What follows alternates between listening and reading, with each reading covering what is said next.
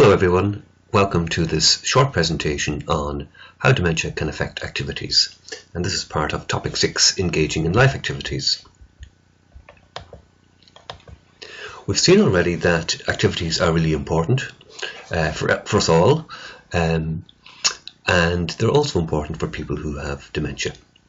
So this slide just shows a range of different activities that might be important for yourselves, but also for people with dementia. So there is gardening, there is some sport like golf and tennis, there's travel, whether that be by air or by car, there is knitting and other activities around making clothes, there's painting and being creative in terms of art, and there's horse riding. So just a flavour there of some of the activities that we might like to undertake. As we've seen in earlier topics, dementia of course can have an impact on our lives, and especially on the lives of your loved one. So in terms of activities, dementia of course can affect memory and the ability to think logically. So we've seen from our first topic that dementia causes blockages in transmission between cells in the brain, and that leads to loss of memory. And it also affects ability to think sequentially, and that of course can have an impact on undertaking activities, especially those that need dexterity and hand-eye coordination. But also, of course, dementia can lead to a loss of confidence in your loved one.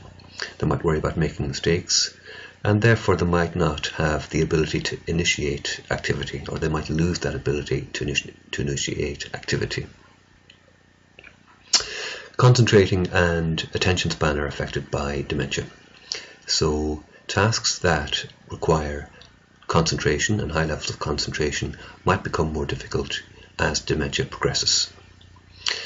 Dementia can also lead to perceptual problems and diminishing spatial awareness among your loved ones.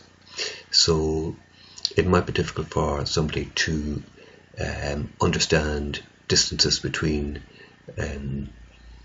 various objects, and that of course can also affect their ability to undertake certain activities.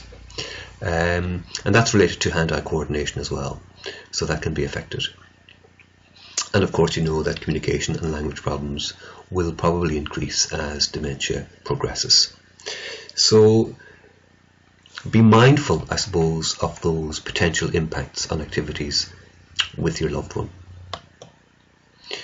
With that in mind then, what do you need to consider when planning activities? What's really important is that you discover or rediscover the person that you're caring for. What do they like and what do they dislike? And it's really important then to look at their life history. What did they like when they were younger?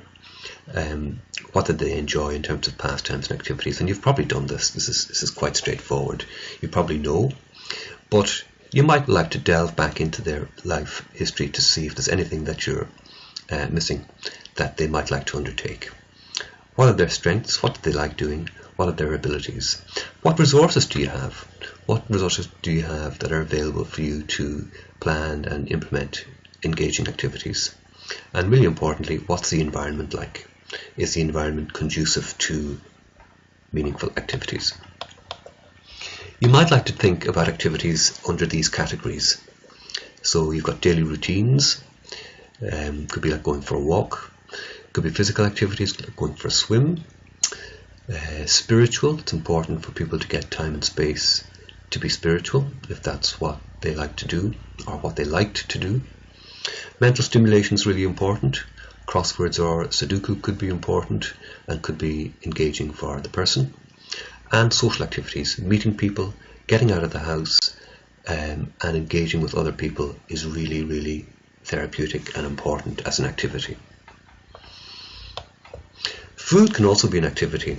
So we use food and the preparation of food as a way to celebrate happy times and also to provide support at sad times. So food is really a good activity because somebody can partake in it, and it can lead, as we've seen in the previous topic, to a sense of fulfillment, and it can whet the appetite for the meal if one is involved in the meal's preparation.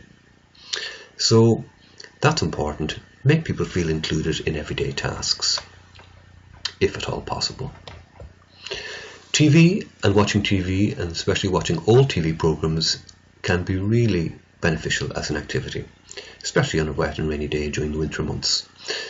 So old football matches or old music programs can really help people to engage, although of course in later stages it might be more difficult to follow storylines, and you do need to be careful about watching noisy or violent programs, especially in later stages.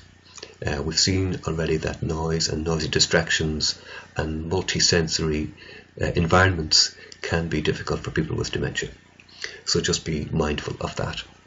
Okay, that's the end of the short presentation. Thanks very much for watching and listening, and we hope we've got some potential activities here that you might like to try with your loved one.